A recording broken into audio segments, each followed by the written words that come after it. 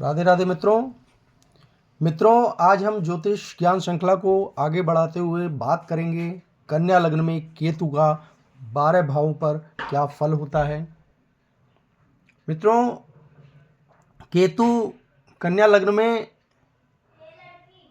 जहाँ भी विराजमान होता है वहाँ से पंचम, सप्तम और नवम दृष्टि डालता है और जिस ग्रह के साथ में या जिसके भाव में बैठता है उसके प्रभावों में वृद्धि करता है।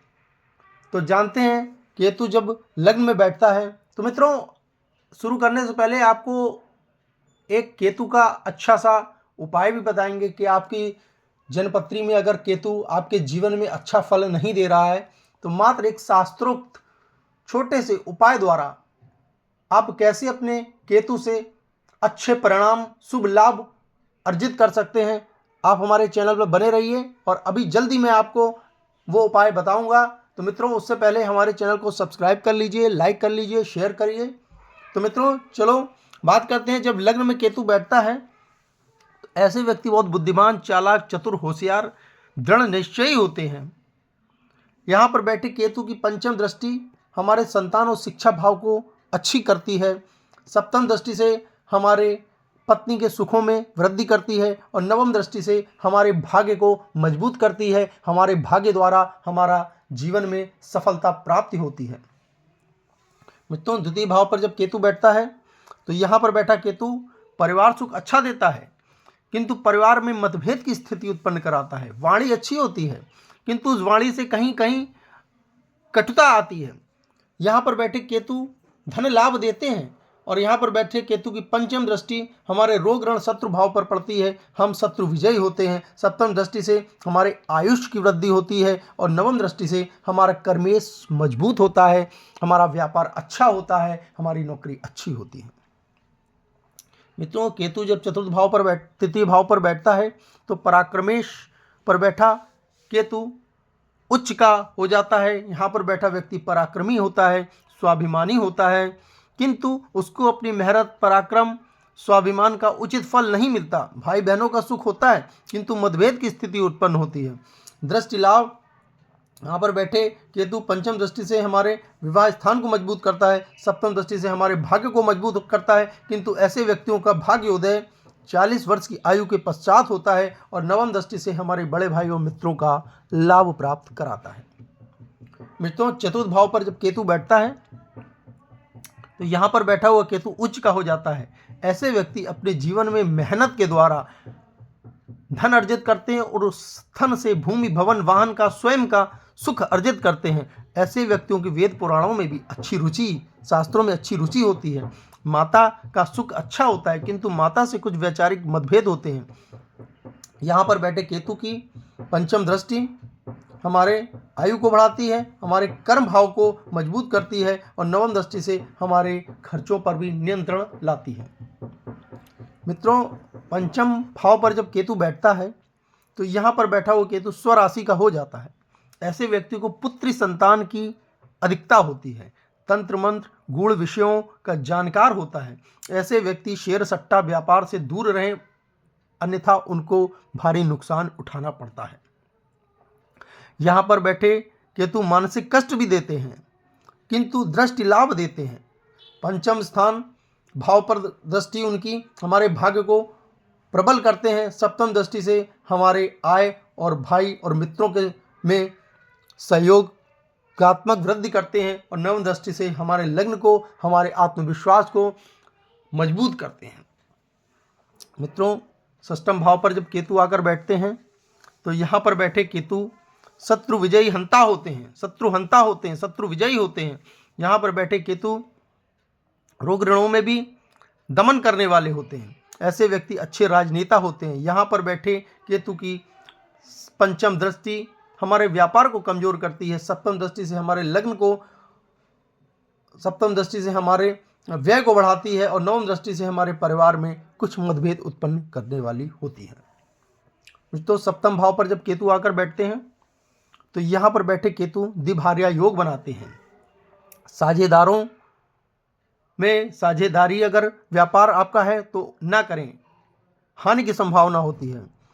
अगर जिस भाव में केतु बैठा है 12वें भाव का स्वामी बृहस्पति अगर अच्छी दशा में, अच्छी स्थिति में है तो यहाँ पर बैठा केतु लाभ प्राप्त कराएगा, पत्नी सुख अच्छा देगा और विवाहवाद भाग्योदय होने की स्थिति होगी। जहाँ जहाँ दृष्टि होगी वहाँ वहाँ दृष्टि लाभ करेगा। किंतु अगर भाव का स्वामी बृहस्पति अच्छी दशा में नहीं है, नीच का है या पीड़ित है, तो यहाँ पर बैठा केतु यहाँ पर भी कष्ट देगा और जहाँ जहाँ उसकी दृष्टि पड़ेगी उन भावों पर भी कष्ट देगा।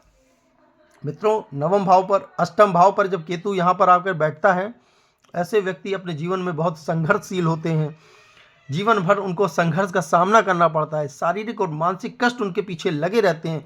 और यहाँ पर बैठे केतु की पंचम दृष्टि हमारे व्यय को बढ़ाने वाली होती है, सप्तम दृष्टि से हमारे परिवार सुखों में कमी करने वाली होती है और नवम दृष्टि से हमारे भूमि भवन वाहन के सुखों में भी कमी लाती है।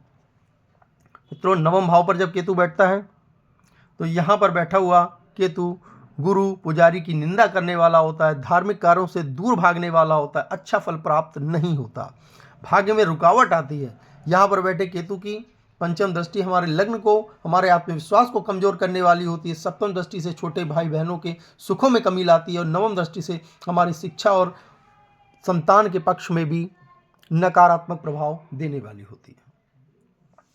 मित्रों, जब दसम भाव कर्मेश पर यहाँ पर आके केतु बैठता है तो यहाँ पर बैठा केतु नीच का हो जाता है। ऐसे व्यक्ति चालाक, चतुर, बुद्धिमान होते हैं।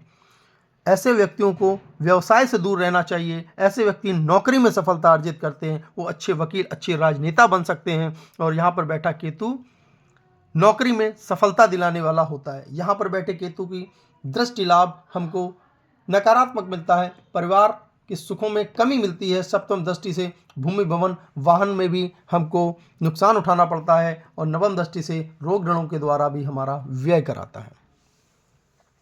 मित्रों, जब एकादश पर केतु यहाँ पर आकर बैठता है तो यहाँ पर बैठा हुआ केतु बड़े भाई और मित्रों से मतभेद कराता है, आय के स्रोतों में कमी लाता है। ऐसे व्यक्तियों की शास्त्रों में, वेद पुराणों में रुचि होती है, किंतु यहाँ पर बैठे केतु की दृष्टि हमारे पंचम दृष्टि हमारे छोटे भाई बहनों के स्थान पर पड़ती है तो इनके द्वारा भी मतभेद की स्थिति उत्पन्न कराता है। सप्तम दृष्टि से हमारी शिक्षा में रुकावट और हमारे संतान पक्ष की हानि कराने वाला होता है और नवम दृष्टि हमारे विवाह स्थान पर पड़ती है, हमारे पत्नी से भी वैचारिक मतभेद की स्थिति उत्पन्न होती है, व्यवसाय में भी साझेदारों से नुकसान उठाना पड़ता है। तो द्वादश पर जब केतु बैठता है तो यहाँ पर बैठा केतु हमको मोक्ष की ओर ले जाता है। ऐसे व्यक्ति जीवन में अलग थलग चलते हैं और कहा जाता है कि अगर द्वादश में केतु बैठता है तो ऐसे व्यक्ति मोक्ष की ओर जाते हैं, अपने जीवन का लक्ष्य मोक्ष की ओर ले जाते हैं।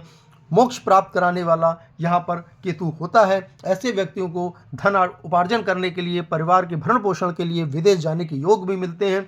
और यहाँ पर बैठे केतु की पंचम दृष्टि हमारे भूमि भवन वाहन के सुखों में कमी लाने वाली होती है। सप्तम दृष्टि से रोग ऋणों के द्वारा भी और शत्रुओं के द्वारा भी हमारा व्यय कराती है और नवम दृष्टि से हमारे आयु को भी क्षीण करने वाली होती है। अतः यहाँ पर द्वादश पर बैठा हुआ केतु हमें सांसारिक सुखों में कमी लाता है, हमें मोक्ष की ओर ले जाता है।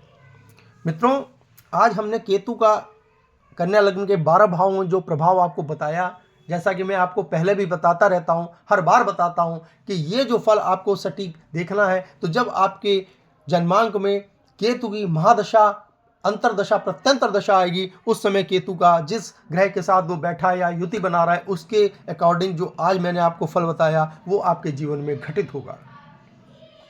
मित्रों, केतु का एक बहुत छोटा सा शास्त्रोक्त वर्णित उपाय आपको बताता हूं, जिससे केतु अगर आपका नकारात्मक प्रभाव दे रहा है तो वो सकारात्मक हो जाएगा और जीवन में आपको बहुत आगे ले जाएगा, शुभता की ओर ले जाएगा। मित्रों, क्या करना है आपको? मित्रों, शनिवार के दिन 2 रंगे चितकबरे कुत्ते को हमको रोटी खिलानी है। इससे हमारा केतु मजबूत होगा और व्यक्ति अगर छिदवा सकता है तो अपने कानों को छिदवा कर उसमें सोना धारण करे, उसका केतु बहुत अच्छा होगा, बिल्कुल अच्छा होगा। इसमें कोई संदेह नहीं है कि वो केतु उसके जीवन को बहुत सफलता की ओर ले जाएगा। मित्रों, आज का एपिसोड हमारा कैसे लगा? अपने सुझाव से हमको अवगत कराएं और इसी तरह हमारे चैनल पर बने रहें। सब्सक्राइब करें, लाइक करें, शेयर करें। मित्रों, आज के लिए आप सभी से राधे राधे।